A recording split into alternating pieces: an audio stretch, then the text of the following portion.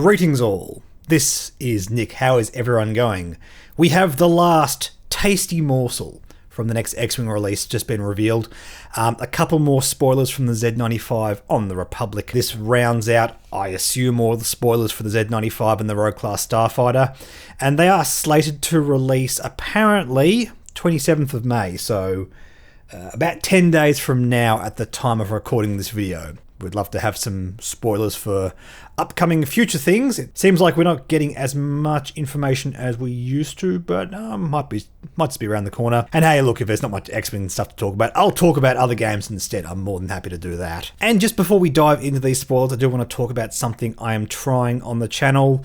Want to have a bit more community input in some of the discussion pieces I do, so I made this post recently. Now, I understand that everyone that watches my videos may not know of these community posts. It's kind of like this social media function that YouTube has, predominantly on the app on the phone, I think it is. I'm not sure how this is generally propagated to people, but I got a big response for it and just wanted to give it a bit more of a signal boost. If you want to have a chat about this here, I want to have a chat about the top IPs that don't currently have a tabletop game, but should.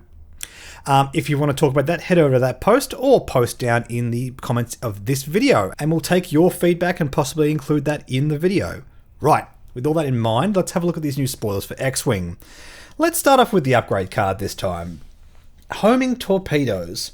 This is a torpedo, and worth bearing in mind, every single Z-95 we've looked at can take this, despite the fact we have not got the points yet. Versatile frame means they must all be able to take a torpedo and missile. AMG do not have the flexibility of not letting them have one. Attack, target lock, spend one charge. It's got two. After you declare the defender may choose to suffer a crit. If it does, skip the attack and defense dice steps and the attack is treated as hitting. And it's a 4 red dice at range 1 to 2.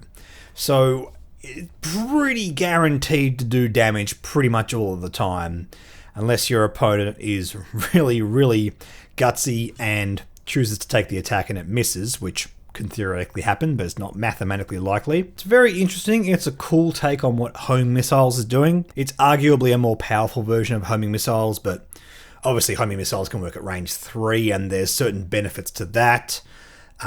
This being able to work at range 1, you could argue it gives you a bit more flexibility. It's not really a sort of a better or worse version, but obviously forcing your opponent to take a crit instead of a hit is better.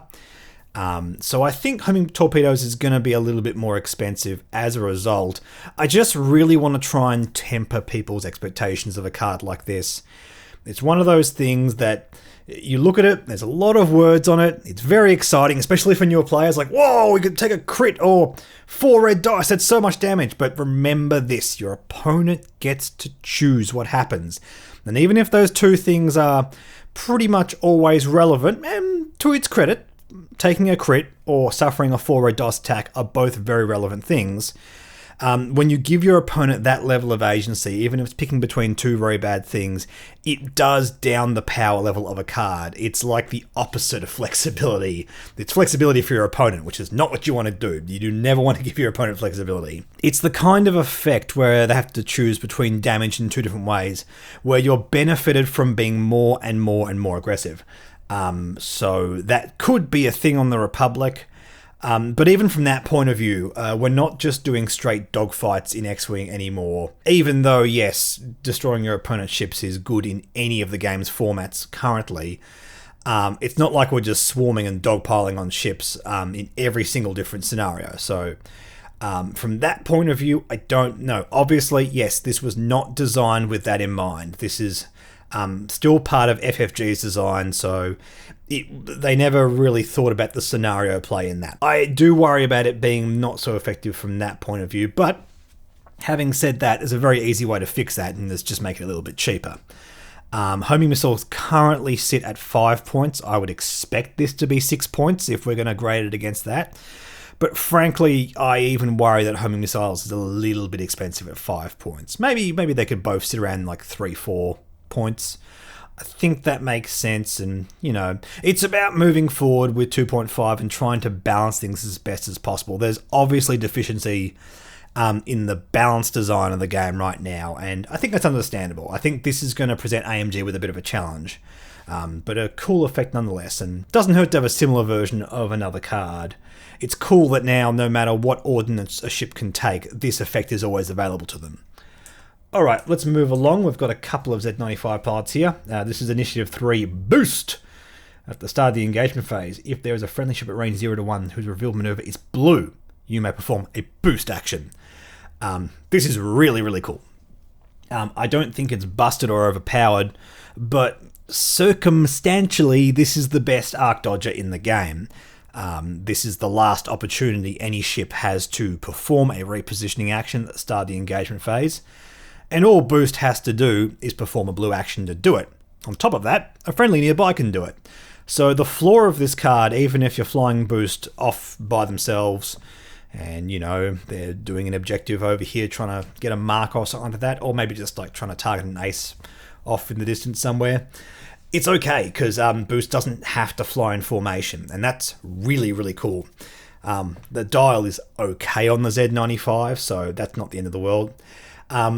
Now, considering the power of that and the fact that Boost has access to a torpedo or missile, we know this probably isn't going to be 2 points. I just think it's too powerful for that.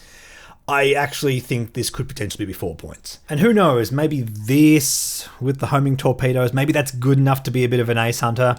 I'm not entirely convinced on that, but I think that kind of card on this ship, that's a little thing that makes sense. Like, Boost actually has great agency to take on aces.